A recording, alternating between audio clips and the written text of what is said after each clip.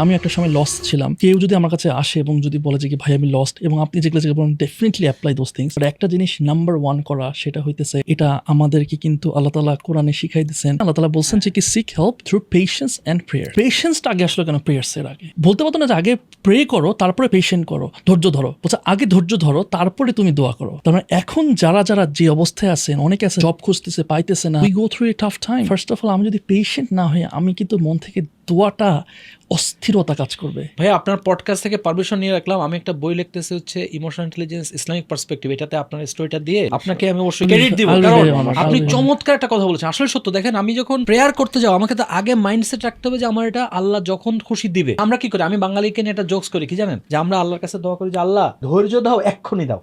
মানে আপনারা দেখছেন তো, Instant আপনি দাও। রাইট কথাটা বলেছেন ভাই, জি, জি, আসলে জি। That's true. আমি মনে করি যে যাদেরকে নিয়ে আপনি কথাটা বললেন তাদের সবাই এটা খুব মনোযোগ দিয়ে করা উচিত। পেশেন্স অ্যান্ড দেন প্রেয়ার্স, এবং এই জিনিসটা যদি আমরা জেনুইনলি করি, তারপরে আমার কাছে মনে, কারণ আমার ওই যে মাটিটা যদি উর্বর না হয়, তাহলে ভাই যতই আমি যা কিছু দেই এটা কিন্তু ডিফল্ট, ওটা কোনো কাজ হবে না। সো আমি মনে করি যেটা বলতেছিলাম যে it all comes to emotional intelligence, যেটা নিয়ে আপনি কাজ করতেছেন এন্ড হোয়াট নট, যে এরপরে বারবার করে কোরআনের আয়াত জি, চলে জি, আসে। আমি মনে করি যে এটা প্রত্যেকটা মানুষের জন্য না এত ভালো ভালো প্রিন্সিপালস দেওয়া আছে, ইগনোর করা যায় না। ভাই আপনাকে আমি একটু কমপ্লিমেন্ট করি। আমরা তো বাংলাদেশে, আমি না খুবই ইন্সপায়ার্ড বাই হুমায়ুন আহমেদস ওয়ার্ক, যে নোভেলিস্ট। তো ওনার আমি এত বড় ফ্যান। তো উনি একটা লোক সম্বন্ধে লিখে গেছে, নামটা মাঝে মাঝে উচ্চারণ ঠিক মতো করতে পারেন, রাশিয়ান যে দস্তয়েভস্কি। উনি লিখেছেন যে পৃথিবীর সব ঔপন্যাসিক ওনার পকেটে ঢুকেছে, মানে এত বড় মাপের। এই দস্তয়েভস্কি উনি পকেটে কি নিয়ে ঘুরতেন জানেন? কোরআন শরীফ। উনি নন ইংলিশ মুসলিম না, নন মুসলিম, বাট উনি ইংলিশ কোরআন নিয়ে আল্লাহু ঘুরতেন আকবার। সবসময়। Can you imagine that?